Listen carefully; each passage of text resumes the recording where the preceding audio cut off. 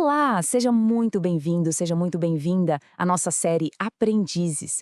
Aqui a gente vai mergulhar fundo numa jornada para entender o que realmente significa seguir os passos de Jesus e, quem sabe, desvendar o convite mais radical e transformador de toda a história.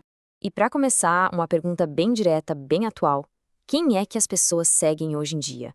Sabe, na era dos influenciadores, das redes sociais, todo mundo tem suas referências, né? Pessoas que, de alguma forma, acabam moldando o nosso jeito de pensar, de se vestir, de viver. A gente assiste, ouve, consome o que elas produzem, talvez querendo ser um pouquinho parecido com elas. E claro, essas referências modernas podem até nos ajudar em algumas áreas, mas quando a gente olha para a jornada completa da vida, com todas as suas curvas, seus desafios, seus altos e baixos, só existe um mestre que pode nos ensinar de uma forma plena, completa. E esse mestre é Jesus. Para a gente conseguir entender a profundidade do chamado Siga-me, a gente precisa fazer uma pequena viagem no tempo. Vamos voltar lá para a Judéia do primeiro século e tentar sentir o que essas palavras realmente significavam naquela cultura. Olha só, o sistema educacional judaico era uma coisa impressionante de tão rigoroso. Aos 6 anos, no Beit Sefer, as crianças tinham que memorizar a Torá inteira. Isso mesmo, os 5 primeiros livros da Bíblia. Só os melhores entre os 10 e 15 anos avançavam para o Beit Talmud, para memorizar todo o resto das escrituras. A grande maioria voltava para casa para aprender o ofício do pai. E só a elite da elite, os melhores entre os melhores, chegavam ao Beit Midrash. E ali eles tentavam ser escolhidos por um rabino famoso para se tornarem seus discípulos, os Talmidim. E é aqui que tudo faz sentido. Para um jovem judeu daquela época, ouvir de um rabino famoso as palavras "vem e segue-me" era o sonho da vida dele. Era a maior honra que se podia imaginar. Significava que ele era bom o suficiente, que ele tinha sido aprovado para levar adiante o legado daquele mestre. Agora, se prepara, porque nós vamos conhecer a história de alguém que, por todas as regras daquela sociedade, jamais, em hipótese alguma, ouviria esse convite. Vamos falar de Mateus. O contraste aqui é chocante. De um lado, você tem o discípulo ideal, o aluno nota 1000, aprovado em todas as fases do sistema, dedicado, religiosamente puro.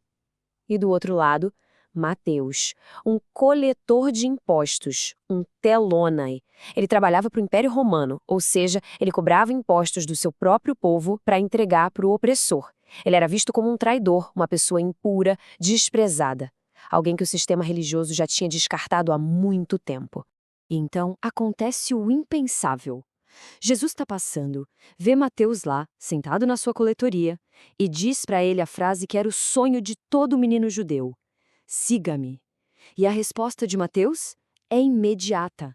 Ele se levanta e segue. Jesus simplesmente quebrou todo o protocolo. Ele não foi procurar discípulos no templo ou na sinagoga, ele foi até uma coletoria de impostos. E aqui está o ponto central, a virada de chave de toda essa história.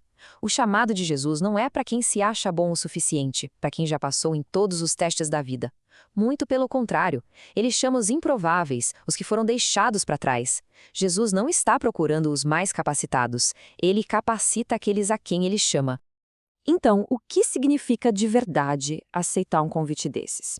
Esse siga-me de Jesus é, na verdade, um convite triplo. Vamos desdobrar isso um pouquinho agora. Primeiro de tudo, este é um convite para uma mudança de vida.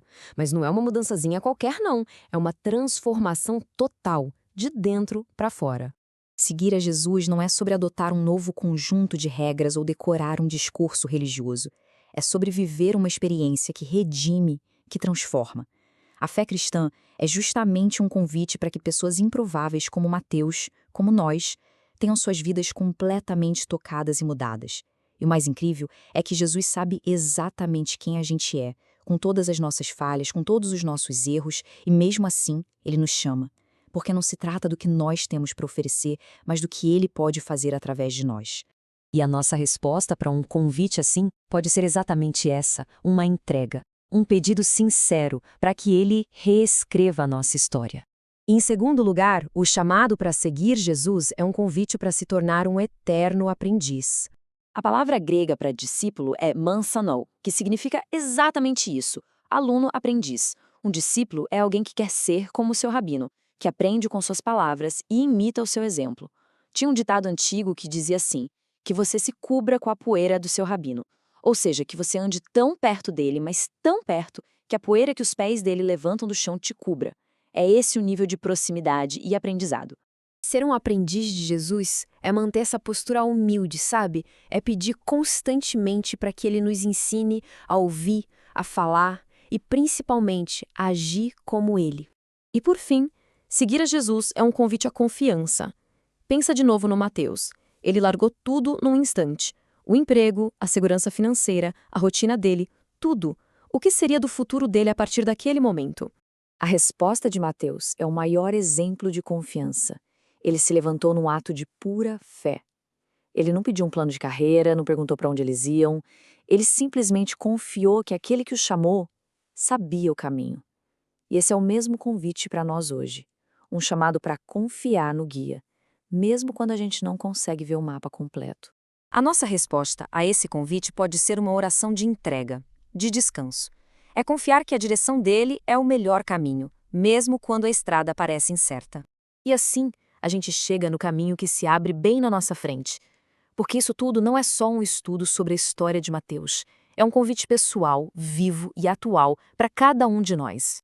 A beleza desse convite é que ninguém precisa caminhar sozinho ou sem rumo. A promessa é que ao decidir segui-lo, ele nos conduz. Na jornada da vida, por mais incerto que o futuro pareça, a certeza que temos é que Jesus vai à frente, abrindo o caminho. Então, a reflexão de hoje nos deixa com essa pergunta final. Jesus continua de pé, chamando os improváveis. Ele está chamando aqueles que a sociedade, e às vezes até a religião, já descartaram. A pergunta que ecoa até hoje e que chega até nós é: qual será a nossa resposta a esse chamado?